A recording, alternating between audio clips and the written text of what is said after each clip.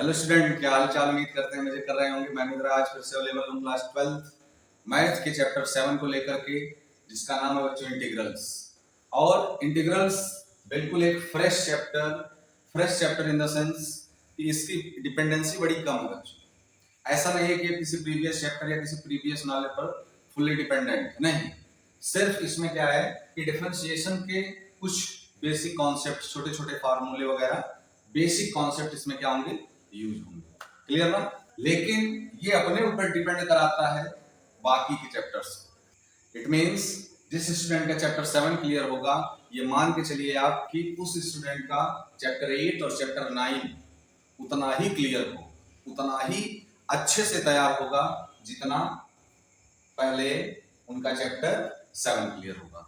क्योंकि बच्चों चैप्टर 8 और चैप्टर 9 फुल्ली डिपेंड है किस पे, चैप्टर 7 पर, है ना। तो बच्चों ये जो आपके 3 चैप्टर हैं, ये लगभग आपके आउट ऑफ 80 25% का वेटेज रखते हैं।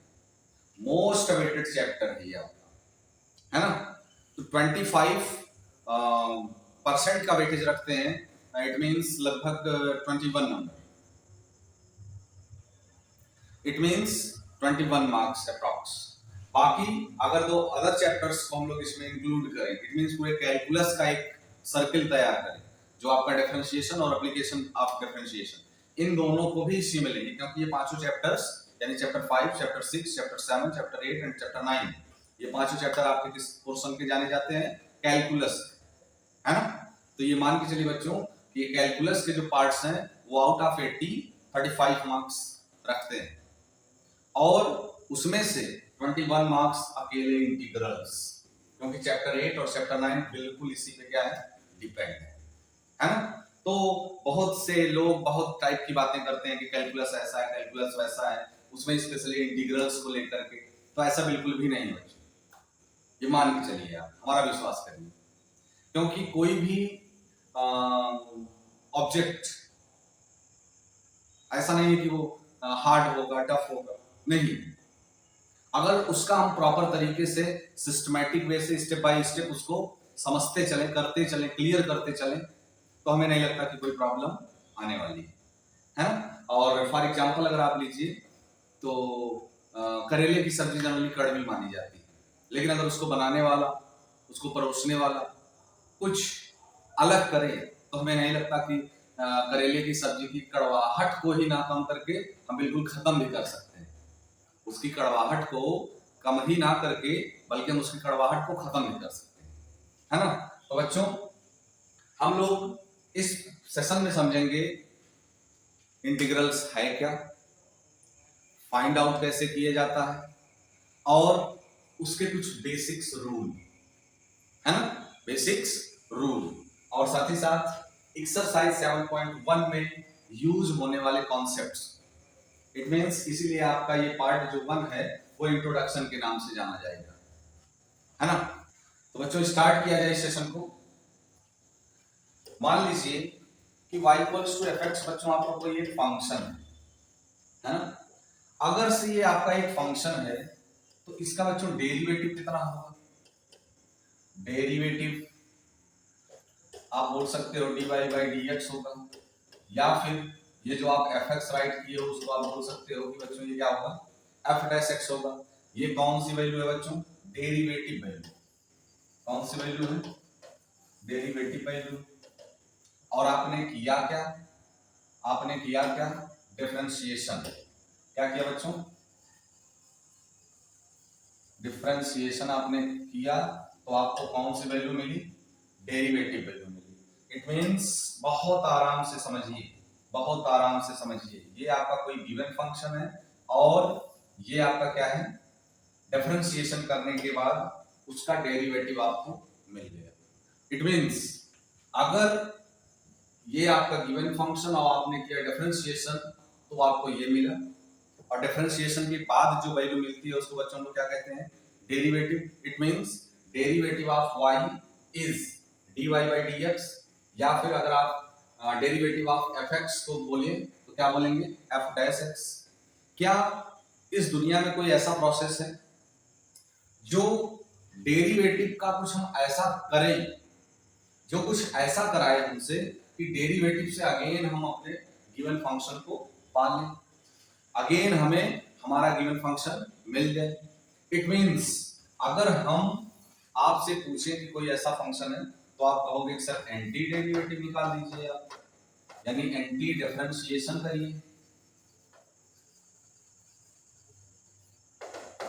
एंटी डिफरेंशिएशन करिए तो आपको कौन सी वैल्यू मिल जाएगी बच्चों? Anti derivative.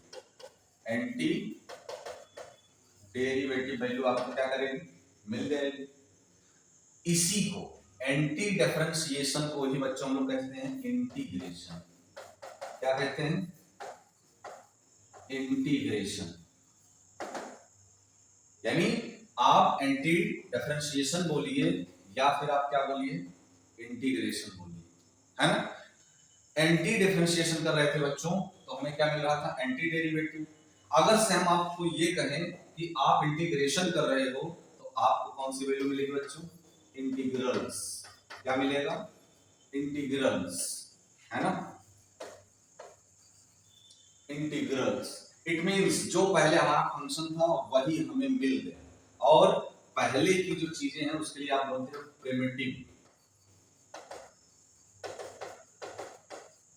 आपको आपकी कौन सी वैल्यू मिल गई? प्रिमिटिव वैल्यू मिल गई।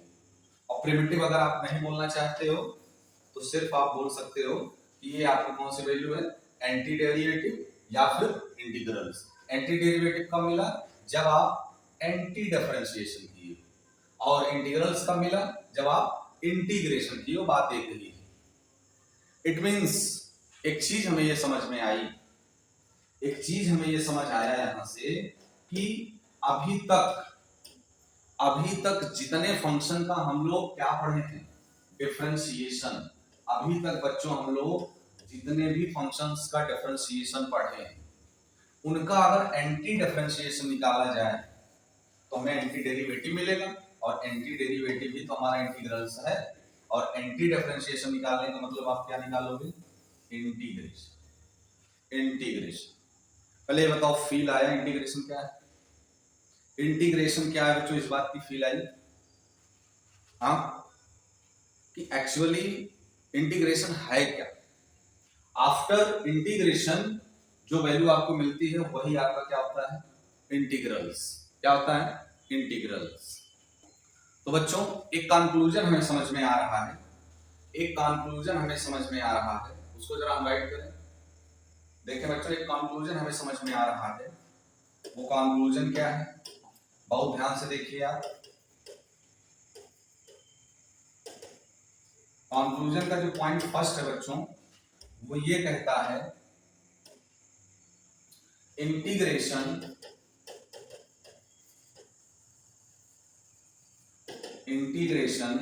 is the process to find the integrals।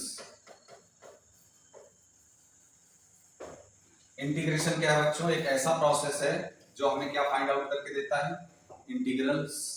और दूसरा कंक्लूजन ये समझ में आ रहा है, दूसरा कंक्लूजन ये समझ में आ रहा है कि integration is the reverse process of differentiation. Differentiation के लिए आप लेफ्ट टू राइट जा रहे थे, अब उसका रिवर्स प्रोसेस यानी राइट टू किधर आना है? लेफ्ट। उसी को तो हम इंटीग्रेशन बोलेंगे। यानी एंटी डिफरेंशिएशन ही तो इंटीग्रल्स था, सॉरी इंटीग्रेशन था। It means integration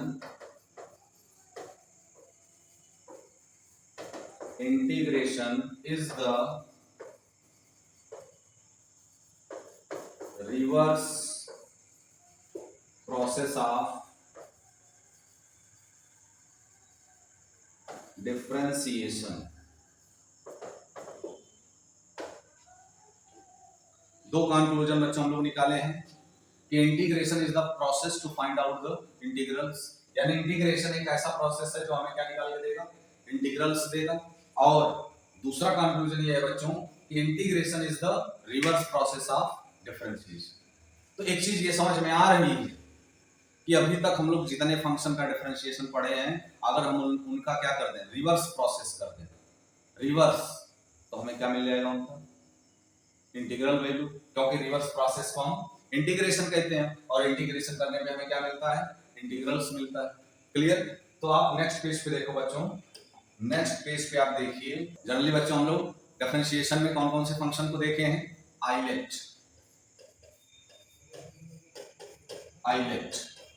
inverse trigonometric function, logarithmic function, algebraic function, trigonometric function and exponential function.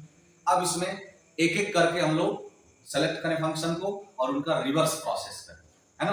तो हम लोग स्टार्ट करते हैं ट्रिग्नोमेट्रिक फंक्शन से। कहां से स्टार्ट करते हैं बच्चों, ट्रिग्नोमेट्रिक फंक्शन से। देखें आप, अगर हम यहां से पहला कोई एक फंक्शन लें, मान लीजिए differentiating of sin x, sin x का डिफरेंशिएशन बच्चों क्या पढ़े हैं आप, cos x। अगर हम इनका रिवर्स प्रोसेस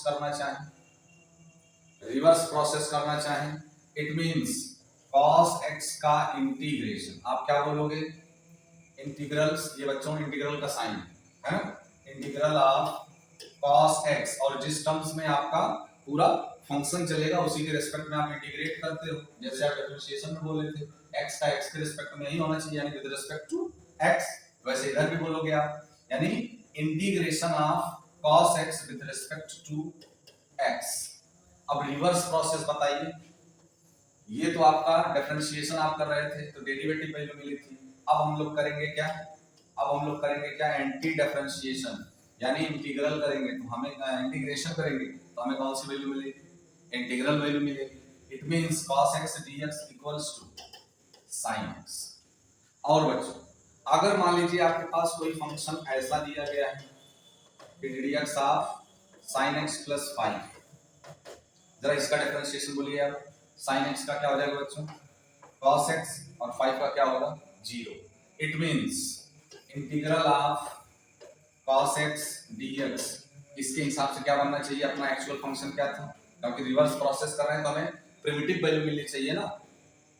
पहला जो हमारा फंक्शन था स्टार्टिंग का, यानी जिसका हमने डिफरेंशिएशन करके डेरिवेटिव निकाला था, अब वहां से एंटी डिफरेंशिएशन कर रहे हैं, है ना, तो हमारा एक्चुअल फंक्शन क्या था, sin x प्लस 5।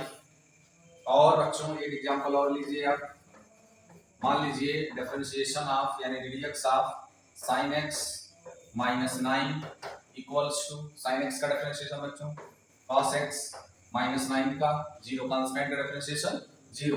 तो आप बोल सकते हो इधर कि इसके अकॉर्डिंग, इस लाइन के अकॉर्डिंग हमें बोलना चाहिए कि integration of cos x with respect to x equals to sin x minus 9, क्योंकि अपना गिवन फंक्शन क्या है, sin x माइनस का 9, गिवन फंक्शन क्या है बच्चों, sin x माइनस का 9। अब आप देखो कि एक ही फंक्शन है cos x, एक ही फंक्शन है बच्चों, एक ही फंक्शन है cos x, एक ही फंक्शन के एक से ज्यादा इंटीग्रल्स तो होंगे नहीं, यानी इंटीग्रल वैल्यू एक से ज्यादा तो होगी नहीं। तो फिर ये कोई स्टूडेंट यहाँ प्लस 5 लिया था तो वो बोल दिया सर cos x का इंटीग्रेशन जो है वो यानी integral value sin x plus 5 होगा। अगर कोई अपना फंक्शन sin x माइनस 9 लिया था तो वो बोल रहा है कि cos x का जो इंटीग्रेशन है यानी इंटीग्रल वैल्यू जो आएगी वो क्या है, sin x माइनस का 9। अब जितने लोग उतने अलग अलग फंक्शन ले रहे हैं तो उतने ही अलग अलग नंबर जुड़ते चले जा रहे हैं। तो ये तो एक प्रॉब्लम क्रिएट होने लगी कि अब क्या अगर से हम आपको कहें कि यहाँ प्लस 0 कर लीजिए तो आपको कोई प्रॉब्लम नहीं। अब देखो कहीं पर पॉजिटिव, तो ये भी फंक्शन ऐसा आ गया जिसमें कोई एक कांस्टेंट दिखने लगा, है ना, कोई एक रियल नंबर दिखने लगे। अब इसमें पॉजिटिव, इसमें नेगेटिव, इसमें 0। इट मींस एक चीज तो ये समझ आ गई कि सिर्फ रिवर्स प्रोसेस करने से ही हमें हमारा एक्चुअल फंक्शन नहीं मिल रहा। अगर वो सिर्फ साइन रहा होता तो cos x sin x दे रहा है, लेकिन रिवर्स प्रोसेस में इस बात की जानकारी नहीं हो रही है कि एक्चुअल जो फंक्शन था, गिवन फंक्शन था, उसमें कौन सा कांस्टेंट यानी कौन सा रियल नंबर इन्वॉल्व है।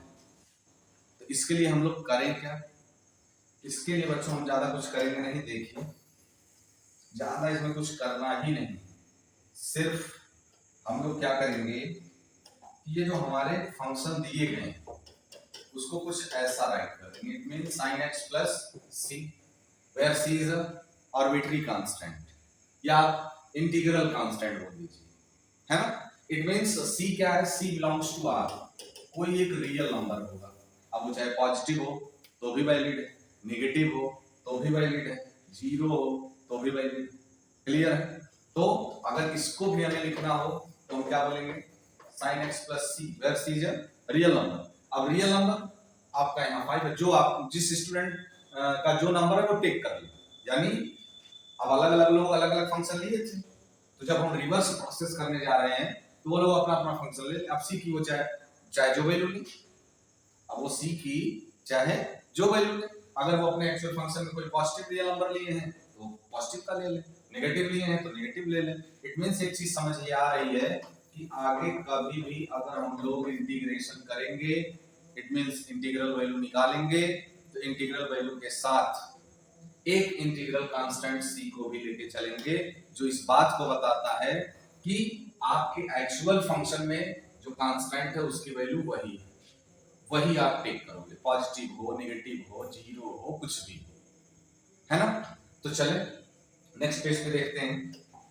नेक्स्ट पेज पे हम लोग क्या करते हैं बच्चों, एक तरफ क्या लिख लेते हैं, standard differentiation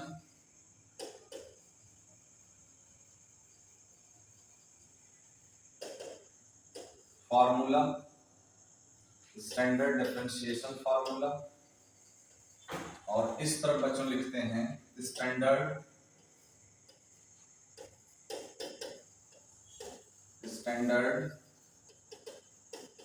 integration formula. Clear है। अब बच्चों हम लोग अपना पहला फंक्शन सिलेक्ट कर चुके हैं, किस टाइप का, ट्रिग्नोमेट्रिक फंक्शन, है ना। तो देखिए आप, अगर आपसे हम बोलें कि आप किसका डिफरेंशिएशन निकालिए, sin x, अब कोई एक कांस्टेंट भी साथ में रखते हैं c, है ना, sin x plus c, इसका इंटीग्रेशन डिफरेंशिएशन कितना होगा बच्चों, sin x का cos x। अगर से हम आपको यहाँ बोलें कि आप हमें फाइंड करके दीजिए integration of cos x with respect to x, it means इनका रिवर्स प्रोसेस, तो इनका रिवर्स प्रोसेस क्या है बच्चों, sin x plus c, और ये जो आपका c है वो क्या है, एक रियल नंबर यानी आर्बिट्री कांस्टेंट, अब वो पॉजिटिव भी हो सकता है, वो नेगेटिव भी हो सकता है, और वो जीरो भी हो सकता है। क्लियर। अब देखो सेकंड क्या कहता है, d upon dx of cos x plus c। अब cos x का आप जानते हो कि डिफरेंशिएशन क्या होता है बच्चों, sin x प्लस कांस्टेंट का जीरो हो जाएगा। अगर से हम आपको बोलें कि आप इंटीग्रेशन कैलकुलेट करिए, किसका, ये बच्चों माइनस साइन x होता है, हम आपसे बोलें कि आप इंटीग्रेशन निकालिए किसका, sin x with respect to x, तो इसका रिवर्स प्रोसेस क्या बन रहा है, क्या रिवर्स प्रोसेस बन रहा है, cos x प्लस c। अगर हम इस माइनस को राइट साइड ट्रांसफर करें तो बच्चों ये क्या बनना चाहिए, integration of sin x with respect to x, ये बनेगा आपका माइनस का cos x और ये प्लस माइनस c। लेकिन अगर इसी बात को हम चाहें तो कुछ ऐसा भी लिख सकते हैं कि integral sin x dx equals to minus cos x, और ये माइनस c क्या बता रहा है, c कहाँ बिलोंग करता था, r में, रियल नंबर पॉजिटिव भी नेगेटिव भी जीरो भी तीनों है, तो हम जनरली आपसे कहेंगे कि यहाँ का जो रियल नंबर होगा वो कैसा होगा, नेगेटिव, और एक ही प्रोसेस को लेकर के चलते हैं कि आप इंटीग्रल कांस्टेंट को ऐड करिए, अब वो पॉजिटिव रियल नंबर है तो भी ऐड करिए, नेगेटिव रियल नंबर है तो भी ऐड करिए, प्लस माइनस माइनस तो हो ही जाएगा, है ना। तो sin x का जो इंटीग्रेशन है बच्चों क्या बन के आएगा, माइनस का cos x प्लस c। ऐसे ही ये आपका हो गया फॉर्मूला नंबर 1, ये फॉर्मूला नंबर 2। ऐसे नेक्स्ट पेज पे देखते हैं बच्चों क्या है, आप देखो बहुत ध्यान से देखो, आप स्टैंडर्ड फार्मूला डिफरेंशिएशन में देखे क्या, tan x, यहाँ एक कांस्टेंट ले लेते हैं c, tan x का डिफरेंशिएशन क्या जानते हो आप, sec स्क्वायर x, कांस्टेंट का जीरो हो जाएगा। तो अगर हम आपसे कहें कि आप यहाँ रिवर्स करके बताइए, यानी रिवर्स प्रोसेस निकालिए, एंटी डिफरेंशिएशन करिए, इंटीग्रेशन करिए। तो sec square x D x, इसका बच्चों रिवर्स प्रोसेस क्या बन के आएगा, tan x प्लस सी, tan x प्लस सी। ऐसे ही और कोई ऐसा टर्म्स है जिसका आप डिफरेंशिएशन जानते हो, cot का क्या जानते हो आप, cot x प्लस सी। अब इसका क्या होता था, माइनस cosec स्क्वायर एक्स, बाकी सी यानी कांस्टेंट का डिफरेंशिएशन 0। तो अगर से हम आपको कहें कि आप हमें फाइंड आउट करके दीजिए minus cosec square X dx का इंटीग्रेशन, तो आप कहोगे सर इसका क्या करिए, कुछ मत करिए, बिल्कुल भी परेशान होने की जरूरत नहीं है, सिर्फ रिवर्स प्रोसेस कर दीजिए। तो हमें क्या मिल जाएगा बच्चों, cot x प्लस सी। अब अगर से हम इस नेगेटिव साइन को राइट साइड ट्रांसफर करें तो ये होना चाहिए integral cosec square X dx equals to minus का cot x plus minus minus C, यानी यहाँ पर जो रियल नंबर है वो नेगेटिव आ रहा है, तो उस नेगेटिव को भी हम ऐड करें तो प्लस माइनस माइनस बनाएंगे। It means cosec square x का जो इंटीग्रेशन है वो क्या है, cot x। It means cosec square x की जो इंटीग्रल वैल्यू है वो क्या है, माइनस का cot x। क्लियर ना। नेक्स्ट, और कोई ऐसा टर्म्स, कोई ऐसा फंक्शन जिसका आप डिफरेंशिएशन जानते हो, बिल्कुल जानते हो, इसका sec x, कांस्टेंट ले लेते हैं बच्चों c, कांस्टेंट ले लेते हैं c। तो आप जानते हो कि sec x का जो डिफरेंशिएशन था, बच्चों क्या था, sec x into tan x, और कांस्टेंट का क्या होता है 0, उसको छोड़ ही देंगे। तो अगर हम इंटीग्रेशन के लिए कहें आपसे रिवर्स प्रोसेस निकालिए, तो आप बोलोगे कि integral of sec x into tan x dx equals to, reverse process करेंगे तो इनिशियल फंक्शन क्या है आपका, sec x प्लस c। ये फार्मूले बनते चले जा रहे हैं बच्चों इंटीग्रेशन। क्लियर है ना। अब देखो, आप कभी भी अगर हमें फार्मूले में दिखेगा कि integration of sec x into tan x dx, then we write the integral value of this is sec x plus का c। क्लियर। लास्ट एक और ट्रिग्नोमेट्रिक फंक्शन में बच्चों, कौन है वो, cosec x, कांस्टेंट लेते हैं c, तो इसका जो डिफरेंशिएशन है वो कितना होता था, यानी डेरिवेटिव क्या होगा इसका, minus cosec x into cot x, बाकी कांस्टेंट का 0, कांस्टेंट का बच्चों क्या रहेगा 0। अब आप जानते हो कि जब रिवर्स प्रोसेस करने जाएंगे तो integral of minus cosec x into cot x dx equals to, initial function क्या है बच्चों, cosec x प्लस c, क्या है cosec x प्लस c। लेकिन इस माइनस को हमें करना होगा क्या, ट्रांसफर। अगर हम इस माइनस को ट्रांसफर कर रहे हैं बच्चों तो क्या मिलेगा, लिख दे रहे हैं minus cosec x plus minus minus, यानी यहाँ भी जो आपका कांस्टेंट है वो किस टाइप का होगा, नेगेटिव। क्लियर है ना। तो आप देख सकते हो कि इधर आपके लिखे गए थे कितने फार्मूले, इधर आपके लिखे गए थे बच्चों 2 फार्मूले साइन और कॉस के लिए, बाकी इधर formula number 3, formula number 4, formula number 5 and formula number 6। Clear है। तो ये क्या थे, स्टैंडर्ड डिफरेंशिएशन जो आप पढ़े हो, स्टैंडर्ड डिफरेंशिएशन फार्मूला से हम लोग रिवर्स प्रोसेस करके निकाल ले रहे हैं क्या, स्टैंडर्ड इंटीग्रेशन फार्मूला। क्लियर है ना। बढ़ते हैं हम लोग बच्चों आगे की तरफ। देखें, एक standard formula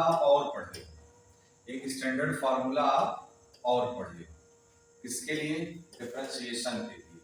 it means d upon dx of x power n। तो आप कहते आए हो कि पूरी पावर आगे आएगी और जो भी पावर होगा उससे माइनस कर लिया जाएगा। क्लियर है। अगर हम आपसे ये कहें कि आप हमें डिफरेंशिएट करके दिखाइए, इसका डिफरेंशिएशन करके दिखाइए हमें x to the power n+1 whole upon में n+1, तो कैसे करोगे डिफरेंशिएशन, पहले तो यहाँ से कांस्टेंट बाहर निकालोगे n+1, फिर इनटू यहाँ x to the power, total power कितनी दिख रही है आपको, n+1, तो n+1 सामने आएगा और पूरे पावर से 1 को आप माइनस करोगे तो n+1 कैंसिल आउट हुआ और यहाँ 1 से 1 कैंसिल आउट हुआ। इट मीन्स सिर्फ बचेगा क्या h to the power n, h to the power n। It means एक चीज समझ में आ रही है कि अगर हम यहाँ से रिवर्स प्रोसेस निकालें और यहाँ पर आप बच्चों की कांस्टेंट नहीं लिए, उसके लिए आप करोगे क्या, कांस्टेंट यहाँ लेके चलोगे, इसमें लेके चलोगे जो आपका गिवन फंक्शन होगा, ठीक है ना। अब देखो अगर आप यहाँ रिवर्स प्रोसेस करो यानी इंटीग्रेशन निकालो जिससे कि आपको इंटीग्रल वैल्यू मिले, तो आप कहोगे कि integration of x power n with respect to x, तो आपका इनिशियल फंक्शन क्या है, x to the power n+1 whole upon में n+1 plus c, x to the power n+1 whole upon में n+1 प्लस c। क्लियर है। आप ऐसे ही आप पढ़े हो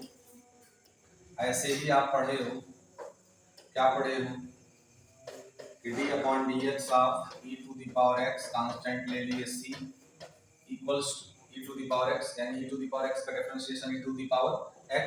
और अगर यहाँ हम लोग रिवर्स प्रोसेस लगाएं तो e to the power x का इंटीग्रेशन यानी e to the power x with respect to x, integration of e to the power x with respect to x is what is your initial function e to the power x plus c, e to the power x plus c। Clear. एक और आप जानते हैं बड़ी important बात कि किसी भी वेरिएबल का अगर उसी वेरिएबल के रेस्पेक्ट में आप क्या कर रहे हो डिफरेंशिएशन कर रहे हो, तो उसकी वैल्यू आप जानते हो कि कितनी आती है, 1 आती है, बाकी कांस्टेंट का 0। अगर यहाँ से अगेन आप रिवर्स प्रोसेस अप्लाई करते हो इसके ऊपर, it means integration of 1 with respect to x, integration of 1 with respect to x is क्या होना चाहिए, यानी 1 का इंटीग्रेशन x के रिस्पेक्ट में क्या आएगा, x ही आएगा, बाकी आर्बिट्री कांस्टेंट क्या चल रहा है, c। क्या चल रहा है बच्चों, c। बहुत ध्यान से आप देखो और इसको नोट करो।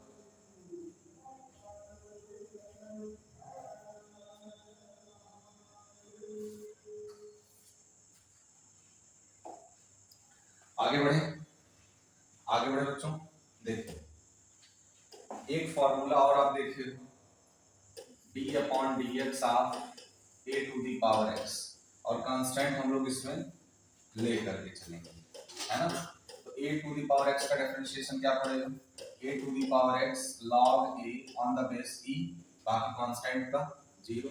अब हम आपसे कह रहे हैं कि यहाँ आप रिवर्स प्रोसेस अप्लाई करिए, यानी एंटी डेरिवेटिव निकालिए। अभी तक आप क्या कर रहे थे, डिफरेंशिएशन कर रहे थे तो डेरिवेटिव मिल रहा था, अब एंटी डिफरेंशिएशन करो तो एंटी डेरिवेटिव मिलेगा।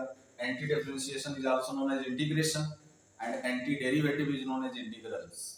इंटीग्रेशन करने के बाद जो वैल्यू आती है, यानी integration is the process to find out the integral value of a given function. Integration करने के बाद हमें मिलता क्या है, इंटीग्रल वैल्यू इसकी जो फंक्शन गिवन होगा। क्लियर है। अब देखिए अगर हम यहाँ रिवर्स प्रोसेस अप्लाई करें, it means integration of a to the power x into log a on the base e with respect to x। तो रिवर्स प्रोसेस में इनिशियल फंक्शन आपका क्या दिख रहा है, a to the power x plus c। और आप जानते हो कि कभी भी अगर वेरिएबल के साथ कांस्टेंट टर्म्स दिखे, क्योंकि आप इस बात को डिफरेंशिएशन में भी पढ़ चुके हो और ये बात इंटीग्रेशन में भी अप्लाई होगी। क्लियर है। तो कांस्टेंट को पहले हम लोग किधर राइट कर लिया करते थे, बाहर कॉमन निकाल देते थे, तो integral of a to the power x with respect to x कितना ही बचेगा, और राइट साइड में क्या है a to the power x plus c। अगर से हम कहें कि आप इसको ट्रांसफर कर दीजिए, यहाँ बच्चों आपको मिलना चाहिए integral of a to the power x dx equals to a to the power x, इसके भी अपॉन आएगा log a on the base e plus c upon में, इसके भी तो अपॉन में आएगा ना, ये log a on the base e। क्या आप देख रहे हो, कुछ जो हम देख रहे हैं ये आप भी देख रहे हो कि c अपॉन में log a on the base e, c क्या था, आर्बिट्री कांस्टेंट था, log a on the base c क्या है, ये भी कांस्टेंट है, तो कांस्टेंट अपॉन कांस्टेंट कांस्टेंट ही आएगा। उसको जनरली एक कांस्टेंट के सिंबल से ही रिप्रेजेंट कर दिया जाए, it means a to the power x का जो इंटीग्रेशन है x के रिस्पेक्ट में वो आना चाहिए a to the power x upon में log a on the base e plus c। Clear? तो आप लोग बच्चों देखो कि जो भी कांस्टेंट ऐड होना होगा वो पॉजिटिव हो, नेगेटिव हो, जीरो हो, कुछ भी हो, आप जो भी इनिशियल फंक्शन होगा, जो भी आपको दिया रहेगा, पॉजिटिव हो, नेगेटिव हो या जीरो हो, उसको आप ऐड कर लो, है ना? और अभी तक हम लोगों ने कौन कौन से फंक्शंस को देख लिए? ट्रिग्नोमेट्रिक फंक्शन को देखा, अलजेब्रिक फंक्शन को देखा, लॉगरिथमिक फंक्शन को देखा, एक्सपोनेंशियल फंक्शन को देखा। अभी एक फंक्शन और बचा हुआ है आइलेट का। आइलेट का सिर्फ एक फंक्शन बचा हुआ है, कौन सा? Inverse trigonometric function. क्लियर है? न्यू पेज लेते हैं और इस पे सिर्फ और सिर्फ एक ही फंक्शन देखा जाएगा और वो होगा ITF, inverse trigonometric function. ITF, inverse trigonometric function. बहुत ध्यान से देखिए, बेहद आसान है, लेकिन कब आसान है? जब आप सिस्टमेटिकली स्टेप बाय स्टेप उसको करते जाएं, देखते जाएं, समझते जाएं। क्लियर है ना? देखिए पहला बच्चा जो अपना इनवर्स ट्रिग्नोमेट्रिक फंक्शन है वो क्या है? Sign inverse x। और आप बताओ ईमानदारी से कि साइन इनवर्स x कांस्टेंट ले लिया जाए। अब बताओ, सिर्फ आप इसी को देखिए, साइन इनवर्स x का डिफरेंशिएशन आप क्या पढ़े हो? तो आप बोलोगे सर 1 अपॉन में under root 1 minus x square.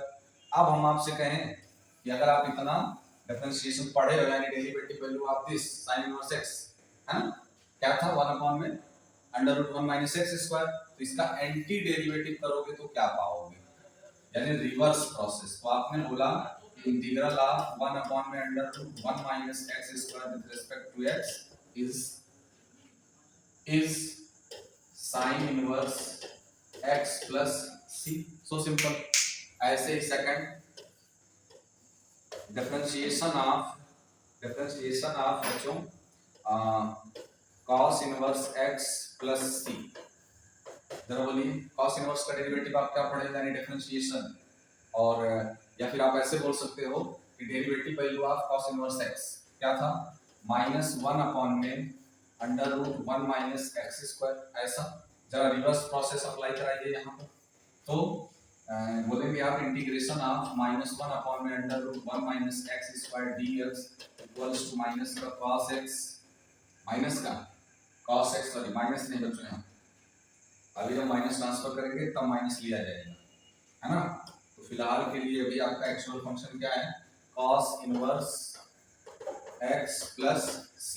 अगर से हम इस माइनस को ट्रांसफर करा दें तो आप बोलोगे सर तब तो ये ऐसा हो जाएगा 1 अपॉन में under root 1 minus x square dx equals to minus इधर आया तो माइनस cos इनवर्स x, अब प्लस माइनस माइनस c, तो इसको भी बनना चाहिए माइनस c, इसको भी बनना चाहिए। लेकिन जो c है वो है क्या? Arbitrary constant, where c is arbitrary constant and c belongs to capital R। R is a real number. अब रियल नंबर में आपके सारे पॉजिटिव नंबर्स हैं, सारे नेगेटिव नंबर्स हैं, जीरो भी है, तो उसमें जैसा सी की वैल्यू होगी आप टेक करोगे। तो ओवरऑल हम रिप्रेजेंट करते हैं प्लस का इंटीग्रल कांस्टेंट। और एक चीज ये भी समझ में आया होगा कि इंटीग्रल कांस्टेंट लिया क्यों जाता है ना? 100 में 95 लोग यही नहीं बता पाएंगे कि ये आर्बिट्री कांस्टेंट आया कहां से, क्या जरूरत है इसकी, क्यों नीड पड़ी प्लस सी लगाने की। हाँ चलिए, तो इसका रीजन तो हम बता ही चुके हैं कि प्लस सी क्यों लेते हैं। क्योंकि जरूरी नहीं है कि जो आपका गिवन फंक्शन है वहां पर सिर्फ ट्रिग्नोमेट्रिक फंक्शन हो या अलजेब्रिक फंक्शन हो, एक्सपोनेंशियल फंक्शन हो, लॉगरिथमिक फंक्शन हो, नहीं, उसके साथ कोई नंबर भी तो आ सकता है और नंबर का डेरिवेटिव कर रहे हैं तो जीरो आएगा। लेकिन जब रिवर्स प्रोसेस करने जा रहे हैं तो हमें ये फंक्शन तो मिल रहा था, लेकिन जो उसके साथ नंबर लग के आया था वो मिला नहीं था, और वो नंबर पॉजिटिव भी हो सकता है, नेगेटिव भी हो सकता है, जीरो भी हो सकता है। तो उस नंबर को रिप्रेजेंट कराने के लिए सी आया है कि कोई भी एक कांस्टेंट है, और वो कैसा कांस्टेंट है? Belongs to R. चले नेक्स्ट आपका जो बच्चों को है आईटीएफ फंक्शन का पार्ट कौन सा है देखें। cos इनवर्स तक हम लोगों ने देख रखा है। थर्ड पॉइंट हम इधर टेक करते हैं कि differentiation of tan inverse x plus c। अब आप बोलोगे tan इनवर्स x का डेरिवेटिव क्या आता है, यानी derivative value 1/1 plus x square, बाकी सी कांस्टेंट है, तो कांस्टेंट का डिफरेंशिएशन 0 है ना। तो अब रिवर्स प्रोसेस आप अप्लाई करके हमें बताएं जरा। It means integration of 1/1 plus x square dx is equals to what is your initial function tan inverse x plus c। Any problem नहीं। देखें फोर्थ फार्मूला आईडीएफ का, यानी ddx ऑफ, यानी डेरिवेटिव वैल्यू ऑफ इसकी cot inverse x plus c।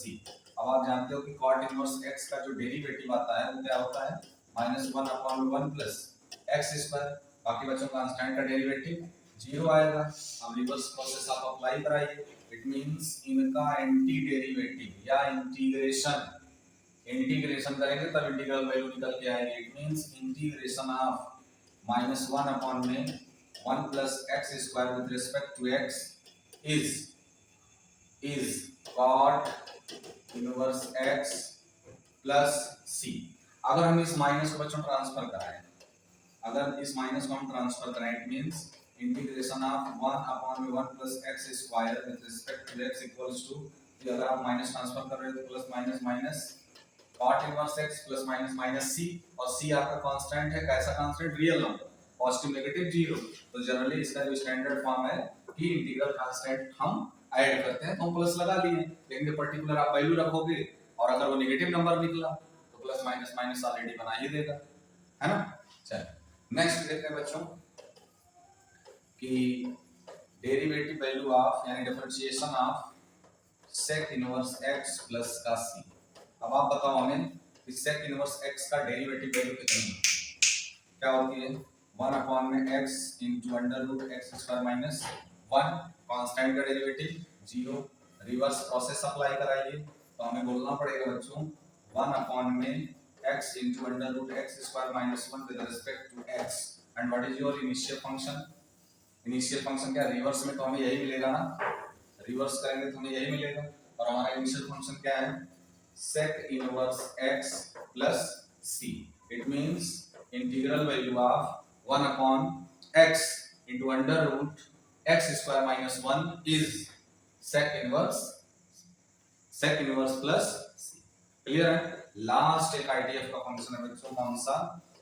Differentiation of cosec inverse x plus c। तो आप जानते हो इसकी डेरिवेटिव वैल्यू क्या आती है -1/x into under root x square minus का 1, बाकी प्लस c जो आपका कांस्टेंट था उसका डेरिवेटिव वैल्यू बच्चों 0। क्या होगी? 0। तो जरा रिवर्स प्रोसेस अप्लाई कराइए तो आपको बोलना पड़ेगा कि इतने का इंटीग्रेशन कितने का -1 में x into under root x square minus 1 with respect to x is क्या है? इनिशियल फंक्शन आपका cosec inverse x plus c, cosec inverse x plus c। अगर से हम इस माइनस को ट्रांसफर करा लें, अगर से हम इस नेगेटिव नंबर को क्या कर लें, सॉरी नेगेटिव साइन को ट्रांसफर करा दें, तो ये जो आपका प्लस cosec इनवर्स है ये बन जाएगा माइनस का cosec इनवर्स x और प्लस माइनस माइनस c भी होना चाहिए। अब वो क्योंकि कांस्टेंट है, कैसा कांस्टेंट? रियल नंबर है, तो हम प्लस c ही ले। इट मींस जितने फंक्शन हम लोगों ने पढ़ रखे थे आइलेट के थ्रू, चाहे वो इनवर्स ट्रिग्नोमेट्रिक फंक्शन रहा हो, चाहे वो लॉगरिथमिक फंक्शन रहा हो, चाहे लेवरिक फंक्शन रहा हो, चाहे ट्रिग्नोमेट्रिक फंक्शन रहा हो, चाहे एक्सपोनेंशियल फंक्शन रहा हो, यानी आप ये कह सकते हो कि जितने फंक्शन का हम डिफरेंशिएशन कर सकते हैं, जितने फंक्शन का हम डिफरेंशिएशन कर सकते हैं, तो एंटी डिफरेंशिएशन करके हम उनका एंटी डेरिवेटिव निकाल सकते हैं। इट मींस इंटीग्रेशन करके हम इंटीग्रल्स वैल्यू निकाल सकते हैं। तो हमें तो नहीं लगता कि इतने फार्मूलों में से किसी भी फार्मूले को याद करने की जरूरत है, रटने की जरूरत है। बस करना क्या है, एक दो बार इन सभी फार्मूलों के डिफरेंशिएशन लिखिए और उनका रिवर्स प्रोसेस कर दीजिए, उनका रिवर्स प्रोसेस कर दीजिए, तो अप्रोक्सीमेटली आपको लगभग 22 फार्मूले मिल जाएंगे। और ये जान लीजिए कि इंटीग्रेशन के फार्मूले कभी याद करने से याद नहीं होंगे। अगर वो 22 फार्मूले मिल रहे हैं तो कम से कम उस पे आपको 44 क्वेश्चंस सॉल्व करने चाहिए। 22 फार्मूले को अगर आपको समझना है, हमेशा के लिए दिमाग में बैठाना है, तो कम से कम 44 क्वेश्चंस उस पर आप क्या करिए, लगाइए। जो फार्मूला मिले यानी जिस फार्मूले की जरूरत पड़े आप उसको अप्लाई करिए। अप्लाई करते करते करते करते धीरे धीरे याद हो जाएंगे, हैं। तो बच्चों इस सेशन में हम लोग इतना ही देखते हैं। बाकी नेक्स्ट सेशन में हम लोग क्या करेंगे, एक्सरसाइज 7.1 के एक एक क्वेश्चन को मिलकर के सॉल्व करेंगे। तब तक आप इन सभी फार्मूलों को एक दो बार अच्छे से डिफरेंशिएशन निकालिए, फिर उनका एंटी डिफरेंशिएशन निकालिए, यानी इंटीग्रेशन निकाल करके इंटीग्रल वैल्यू को भी फाइंड आउट कर लीजिए। क्लियर है ना? तो फिलहाल हम लोग मिलते हैं अब नेक्स्ट पार्ट में, और उस पार्ट में हम लोग डिस्कस करेंगे एक्सरसाइज 7.1 के हर एक क्वेश्चन को। इंटीग्रेशन जितना ही टफ समझा जा रहा है, आप ये मान के चलिए कि आपके लिए इंटीग्रेशन उतना ही इजी साबित होने वाला है। क्लियर है ना? तब तक के लिए स्वस्थ रहिए, मस्त रहिए, पढ़ते रहिए। Thank you, bye.